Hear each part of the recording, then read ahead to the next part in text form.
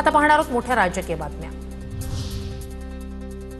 Satara gadget विषयी मंगळवारच्या बैठकीत समितीचे अध्यक्ष राधाकृष्ण विखे पाटील अधिक माहिती देतील। मंत्री शंभूराज देसाई यांचं वक्तव्य, तर सातारा गॅझेटमधील कागदपत्र जीर्ण असल्यामुळे अधिकृत पडताळणीसाठी वेळ देणं महत्त्वाचं, अशी ही प्रतिक्रिया। हिंगोली जिल्ह्यात 17 सप्टेंबरपासून हैदराबाद गॅझेटनुसार कुणबी प्रमाणपत्रांचं वाटप, पालकमंत्र्यांच्या हस्ते कुणबी प्रमाणपत्र दिली जाणार, उपविभागीय अधिकाऱ्यांची माहिती। कुणबी प्रमाणपत्र मागणीचा अर्ज करण्याच्या प्रक्रियेबाबत धाराशिव जिल्ह्यात संभ्रम, गाव पातळीवर नेमलेल्या समितीनंच अर्ज स्वीकारण्याची ग्रामस्थांची मागणी, तर गाव पातळीवर प्रशासनानं जनजागृती करण्याचं आवाहन। एसटी प्रवर्गातून आरक्षण देण्याच्या मागणीसाठी धनगर समाजही आक्रमक, मराठवाडा मुक्तीसंग्राम दिनी धनगर समाज जालन्यात उपोषण करणार, आरक्षण मिळत नाही तोपर्यंत उपोषण करण्याचा निर्धार।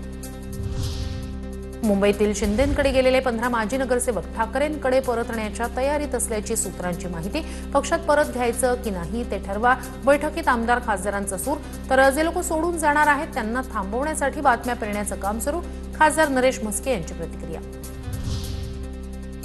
राजकारण्यांच्या जवळच्या कंत्राटदाराला काम देण्याबाबत अधिकाऱ्यांवर दबाव असतो, मात्र त्यातून मार्ग काढून काम करणं आव्हानात्मक, मंत्री नितीन गडकरी यांचा दावा। वरिष्ठ म्हणाले तर गाढवालाही घोडाच म्हणायचं, boss is always correct, Nitin गडकरींचं वक्तव्य। नागपुरात इंडियन बिल्डिंग काँग्रेसतर्फे आयोजित कार्यक्रमात वक्तव्य।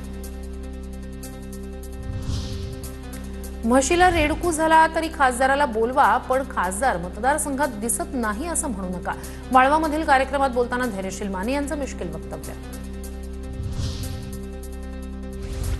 प्रकाश महाजनांचा मनसेला जय महाराष्ट्र, प्रकाश महाजनांकडून मनसे पक्षाच्या प्रवक्तेपदाचा आणि सदस्यत्वाचा राजीनामा, अपेक्षा कमी असताना उपेक्षा वाट्याला आली, गंगेला बोल लावले तेव्हाच थांबायला हवं होतं, राजीनाम्यानंतर प्रकाश महाजन यांची प्रतिक्रिया।